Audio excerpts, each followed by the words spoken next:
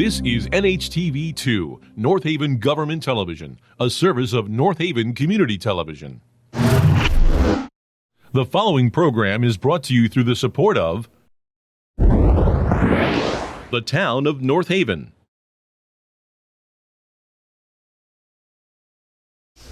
Good evening, and welcome to the October 26, 2021 meeting of the Board of Police Commissioners. My name is Larry Lazaroff, Chairman. To my left is Robin Wilson, Vice Chairman. To my right, Mark Calafiore, Secretary. To his right, Commissioner Mead. And to his right is Commissioner Bob Hannon. I'd like to ask for an approval of the minutes of the September 28, 2021 meeting, both regular and executive sessions. So moved. Seconded? Second. Okay. All in favor? Aye. Okay. That being done, Mr. Secretary, do you have any correspondences? Yes, Mr. Chairman, we have two. One is on behalf of, or for praising Officer Mike Alonga. It's anonymous, but it's to whom it may concern. During a recent family crisis, Officer Mike Alonga responded to the scene. His compassion and calm demeanor helped to diffuse the situation. I would like to thank him for his help and understanding. Sincerely, it looks like it's anonymous, there's no name, but good job, Mike. The second letter is from a Mrs. Marie Ann DeSanti, and she's praising Officer Brandon Esterby during a recent motor vehicle accident in which she was injured. She praises him because he took charge, he was empathetic, he was kind, and according to her, he exemplifies the ideal policeman. So good job, Officer Esterby. And that is it, Mr. Chair. Very good. Thank you. And Larry, just to, Yeah.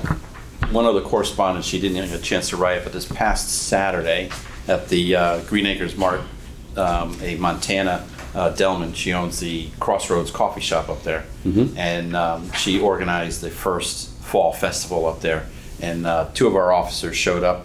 Officer Dahlstrom with our K-9 unit, Cyrus, he showed up and pranced around and everything like that, and Officer Ferrucci also showed up. Very well, thanks. Excellent, Chief, for letting him stroll there. She appreciated it. Thank you. So as always, we encourage the public to please send in correspondences. We appreciate the kind words. So please be happy to read your correspondences on the record. With that, we'll go to the Chairman's report. Last week, I attended the pension board meeting for the Board of Police Commissioners along with the Chief. And everything is in good hands, running smoothly. The numbers are good, so we're pleased about that. We wanted to remind you, please, that with the leaves coming down and children still at play, please slow down and watch out for pedestrians, bicyclists. This is a lot happening now with the fall season approaching us, so please drive carefully as you always should be. October was the Breast Cancer Awareness Month, and we have the pink patches that were worn by the officers. We want to thank them for acknowledging that cause. And from the Chief at his report, we will get an update on officers. And once again, as I always do, I want to please remind the public to lock their vehicles, lock their homes, lock their sheds. It's up to you to participate in public safety as best you can, and by having these items locked and secured, it provides less opportunity for thieves to take advantage, and therefore they will hopefully go elsewhere, not in North Haven. Is this the month where the law about pedestrians came into play also? You were talking about be careful and slow down. Is that Is something? this Last month, the law regarding crosswalks changed. Yeah, so now as somebody approaches a crosswalk, driver has to yield by law, opposed to somebody in the crosswalk. They have to yield. So it's just a even slight if they're on difference. the side? Right. Okay. Okay. Thank you for that, Robin. I believe this month we also had the pill give back, and I'm sure the Chief will talk about that. And lastly, I just wanted to remind everybody, hope you see this before, but next week is the election. So I hope you all come out and vote for whomever you think is the best candidate of choice. But it's important that we take advantage of our freedom in this country to take advantage and actually vote for our candidates of choice.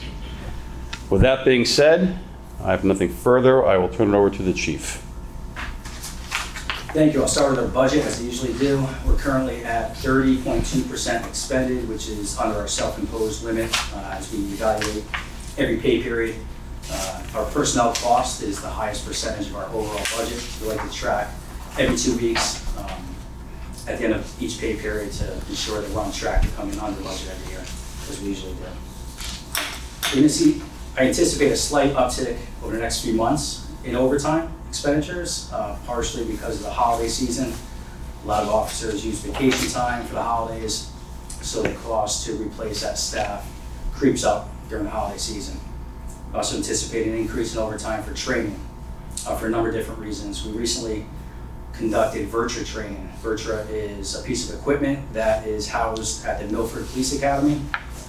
It's equipment and software. Any agency in the region who contributes annually to the cost of the updated software has access to that training.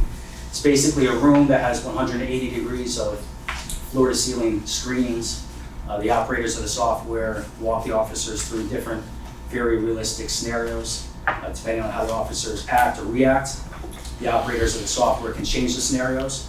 It's basically for use of force, de-escalation, and decision-making. And it's a great tool for us, and we're happy to be able to get back to that now that COVID has kind of rounded the curve. We also see an increase in recertification classes. Because of COVID last year, Post at the state level extended the deadline for recertification from June 30th of last year to this year. So we're working on recertification training for 2/3 of our agency.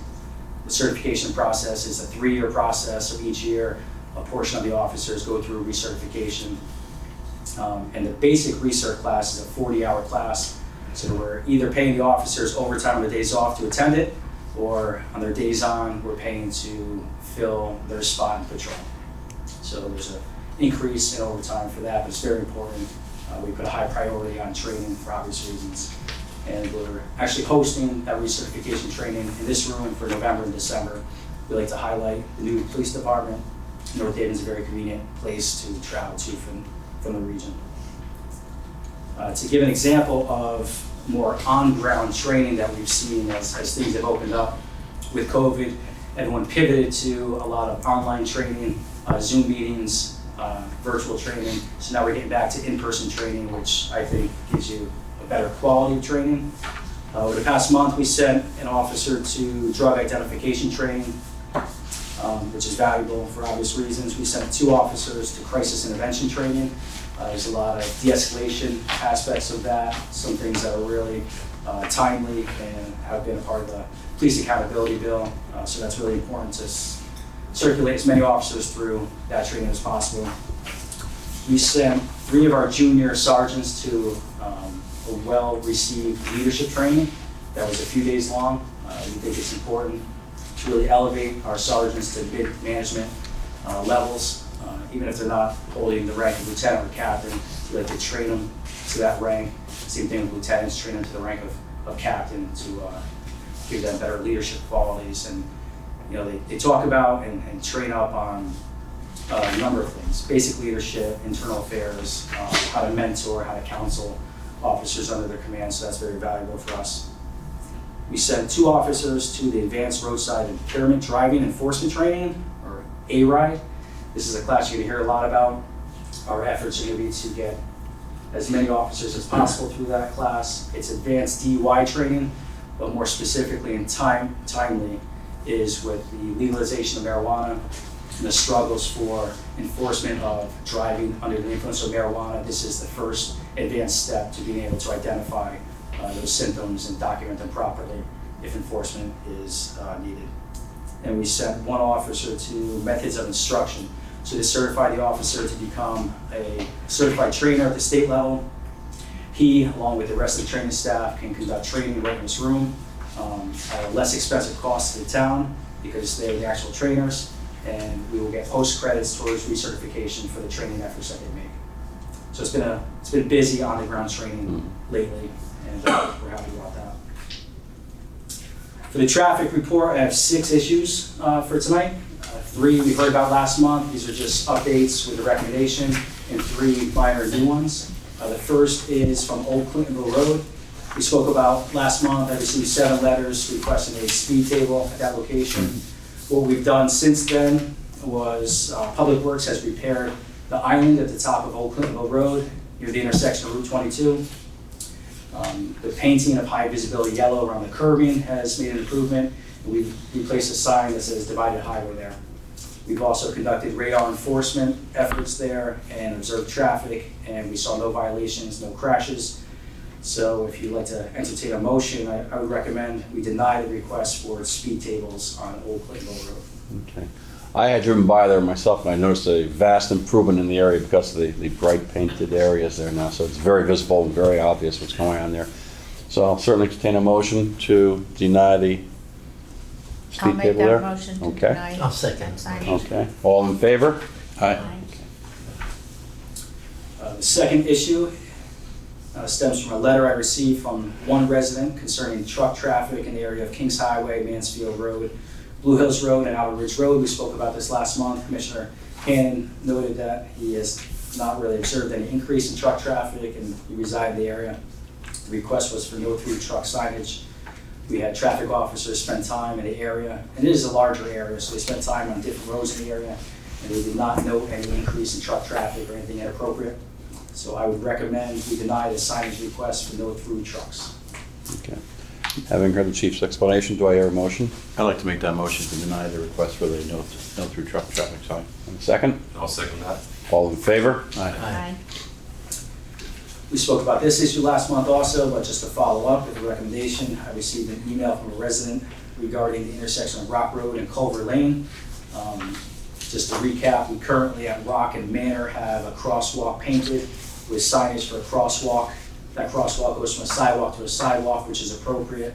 During school hours, we have a staffed crossing guard there to assist with students. This request was for 1 block north of that location to have a stop sign and a crosswalk with signage. There's not a sidewalk on one side of the road, so that would deem that to be inappropriate alone. Also, it's not in our best interest to, in my opinion, in our opinion, to spread out the options to cross Rock Road without the crossing guards there. So I recommend that we deny the request for the crosswalk and stop sign at Rock Road and Culver Lane. Okay, having heard the chief's explanation and rationale behind that, do I hear a motion to deny that request? I'll make that motion that we deny that request. I'll second that. Okay, all in favor? Aye. The fourth issue was an internal request. At the beginning of the school year, the principal reached out to Sergeant D. Pascal, as you know, who leads up our traffic division and prepares these reports for you monthly, does a nice job. The issue they had at the elementary school was driven from COVID-related issues with an increase, a dramatic increase in parents dropping off their students and picking them up in the afternoon opposed to taking the bus. Which schools is we're talking about? We've had a few issues, but this one specifically is Clintonville Gotcha. Elementary School on Sachem Drive on Mhm. Route 22. So what was occurring was as parents came in off of Route 22 and parents came out of the neighborhood on Sachem Drive, they were staging and queuing on both sides of the road, so traffic was not able to go through the middle. It was creating a traffic jam opposed to all the staging and queuing coming from one side. So Sergeant D. Pascal's recommendation, which I approved, was to put temporary no parking signs southbound on Sachem Drive in the area of Clintonville Elementary School. We've done some observations there with our SRO, who works there full-time, as well as our traffic officers. It seems like that has alleviated the problems. So this request is for consideration for approval for permanent no parking signs with the hours, the school hours on the no parking signs, southbound on Sachem in the area of Clintonville Elementary School. So that being said, does anybody have any issues with that? Or you want to take a ride by and look at it and table it till next month, or are we good with making a vote on this tonight? I'm good. I think we're good. Yeah. Okay. Making the motion then, somebody? To approve the I'll chief's? make the motion. Okay. Second? I'll second. Okay, all in favor? Aye. Very good. The fifth issue is a request for signage on Beach Lane at North Hill Road, the intersection. For those of you who are not familiar with this intersection, it's a three-way intersection right now on Beach Lane. As you approach North Hill, there's a stop sign. On North Hill, southbound and northbound, there's no stop signs. We reviewed the crash data for the last 20 years. and some other aspects of what's recommended in the DOT manual on traffic. And Sergeant DePascal has noted that that B and C of the crash manual, the traffic manual, excuse me, we are above their criteria. And that is, B is ability to see conflicting traffic upon approach to the intersection. So because of large mature trees and angles, it's difficult to see the oncoming traffic. And C is the crash data, which we have far exceeded the crashes at that intersection. So there's a number of recommendations that I'll read into record. Maybe if there is a need for a motion, the motion would just be as read into record, so it doesn't have to be repeated to help out. The recommendations are to add a stop ahead warning sign eastbound on Beach, to add a traffic from right does not stop eastbound on Beach, to move existing stop sign on Beach closer to North Hill and add a stop bar for better visibility, to add a stop ahead warning sign southbound on North Hill approaching Beach, to add a stop sign on North Hill southbound at Beach, and add oncoming traffic does not stop southbound on North Hill at Beach. So basically turning the three-way intersection that just has one stop sign into a three-way intersection that has two stop signs to control the traffic as everyone approaches the intersection, and to add more signage to give warning that there's stop signs ahead. So as usual, Sergeant DePasquale has done an outstanding job, thorough report with photos, and once again, I compliment him on his work. And based upon the suggestions, recommendations of him as well as the chief, I entertain a motion to accept the improvements as declared by the chief. I make a motion as read from the chief. Do I hear a second? Okay, good. All in favor? Hi. Aye. Aye. Good. Very good. Motion The passed. sixth and final request for the traffic report is an easy one. It's a request to temporarily close Old Orchard Road on the evening of Halloween. This is not going to impact emergency services because of the nature of the roadway. It's not a cut through, it's a short roadway. It's only typically residents who drive down that road, and we have access on both sides. It's been done in the past, there has not been any issues, so I recommend the approval of a temporary road closure on Old Orchard Road for October 31st. Time to be determined because we just didn't get the request with time, so if appropriate, the time would be approved by the police department as we approach Halloween. Sure. I know this has become basically an annual request, which has had no impact upon traffic, or it just adds safety. So I'll entertain a motion to accept as chief has read. I'll make a motion to Okay. follow the road as read. A second? Second. Okay. All in favor? Aye. Aye. So moving to new personnel, we have 3 conditional offers out there right now. 2 are conditional offers for certified lateral transfers and 1 for the recruit level. 1 of our certified is currently still in the background phase of the process. Everything's going well. We anticipate more news in next month's meeting regarding the time frame for that person. The 2nd certified officer has completed the entire process, passed everything, has done very well. We were hoping to have that individual sworn in this evening, but because of some COVID-related issues with the Yale healthcare system and some medical testing, that was delayed. Knowing that in November and December, the normal commission meeting is the 3rd week opposed to the 4th week, I would recommend we, instead of holding a special meeting for the swearing in, we do it on November 16th, which is the next scheduled meeting. Perfect. Sure. Yeah. And of course, we'll be inviting that person's family and friends, and anticipate having officers from here in the room to show support for a new officer. Excellent. Last month, after interviewing several people, you all gave a conditional offer of employment to a recruit level individual. That person is currently in the background phase of our process. We anticipate a seat in the January post-police academy. They'll likely graduate in June or July of 2022 after returning back here and successfully passing our field training program with North Haven instructors. That person should be on the road on their own in September of 2022. So with these 3 conditional offers, that leaves us 1 more budgeted opening in January of 2022. And I anticipate bringing potential candidates to a meeting so that you all have an opportunity to vet and interview those potential employees. As I try to every month, I'm going to give some perspective on year-to-date numbers. So this is January 1st of this year to this morning compared to the same time frame period for the previous 4 years. For calls for service, we're at 23,026. That's 20% higher than last year, 15% higher than 19, 24% higher than 18, and 20% higher than 2017. So we see a consistent increase in activity, and that's across a broad spectrum, not just crime, just basically all calls for service. I like to track overdoses, not through the lens of criminal activity, but through the lens of something that impacts all of us in many different ways. Historically, we would respond to an overdose, do our best to save that person's life, send them to the hospital if appropriate, and then walk away. And we build relationships with organizations in the area that allow us to do much more. So hopefully in the next year or so, we can collect enough data to see if those follow-up efforts make any difference, but we hope they do. So we've had 25 overdoses so far this year, and that's 24% higher than last year, 28% higher than 19, 52% higher than 18, and 8% higher than 17, which was a high year for us.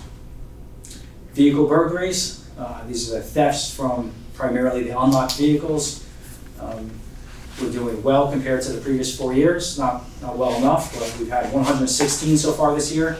That's down 22% from last year, roughly the same in 2019. It's down about 100% from 2018 and down 86% from 17. So that's kind of the highlight of our crime activity. Some good news. Stolen vehicles is not tracking in the same direction. We've had 42 so far this year. That's up 40% from last year, 55% from 2019, 30% from 18, and 24% from 2017. So this is the same trend that we see throughout the state. I don't know if you picked up in the media, some of the webinars that have been floating around. As you look back 5, 10, 15 years in the past, it was typically dramatic numbers of stolen vehicles in the urban environments. What we've seen in the past few years is those numbers in urban environments drastically going down, and the suburban and rural municipalities are seeing an uptick across the entire state with stolen vehicles, primarily unlocked. I was going to ask that question. Primarily Exactly. keys or key fobs in them.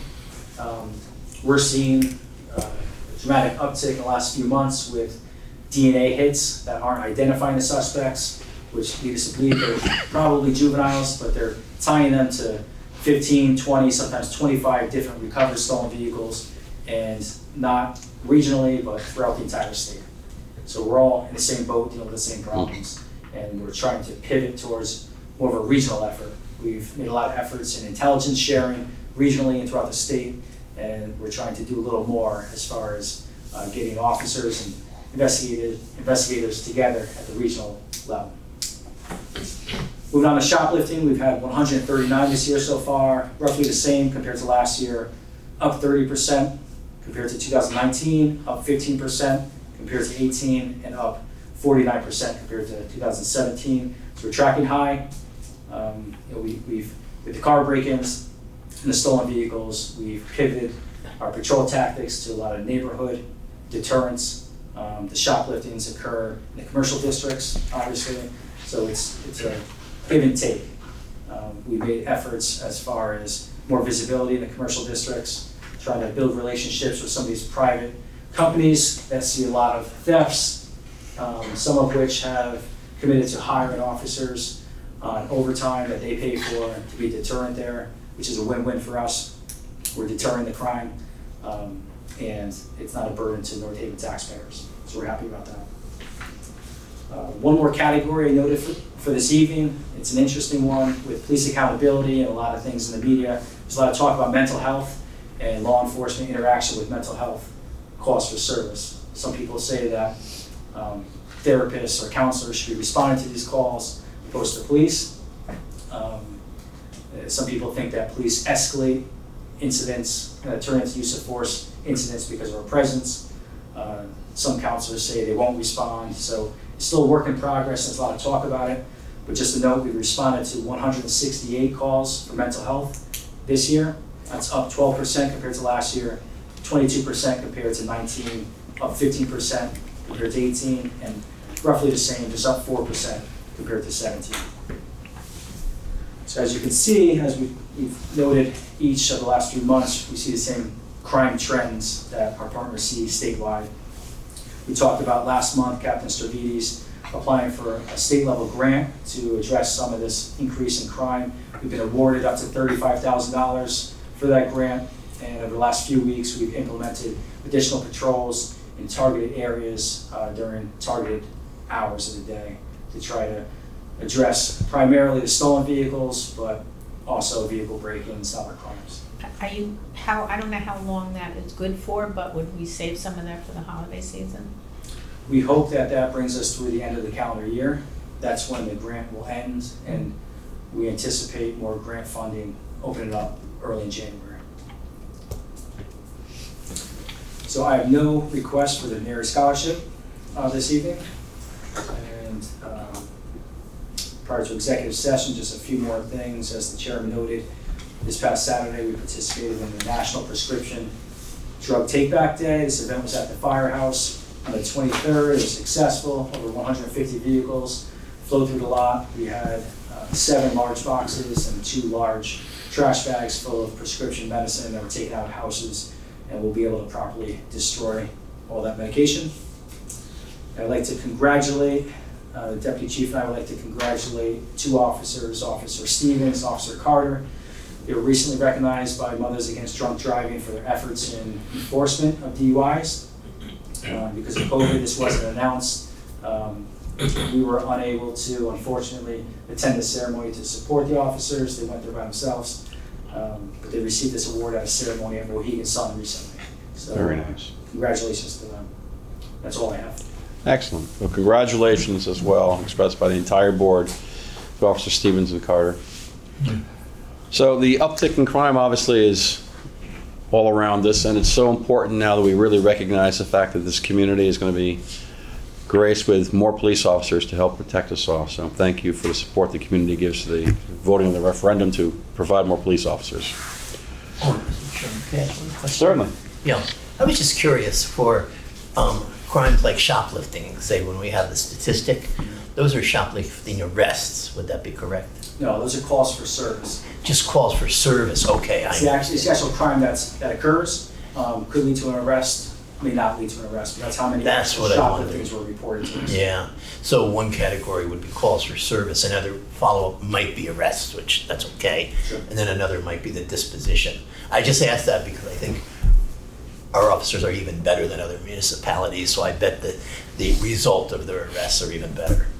If anyone would like specific statistics, I mean, It's probably difficult to gather. we could print a book of stats and data, but Yeah. if anyone's interested in anything specific, I could Yeah. certainly Yeah. prepare something for the meetings. Is my curiosity thing. Excellent. Anybody else have any further comments? Good. With that being said, can I have a motion to leave open session and go into executive session for discussion of personnel matters? I make the motion that we close our present session and go into executive session for personnel matters. Or second? I'll second that. All in favor? Aye. Okay. Okay, we are now back in open session after having left executive session to discuss personnel. There was nothing to report. So with that, I'll entertain a motion for adjournment. Make a motion to adjourn? Second. Okay, all in favor? Aye. Okay. Thank you very much. The preceding program is brought to you in part through a grant from the town of North Haven.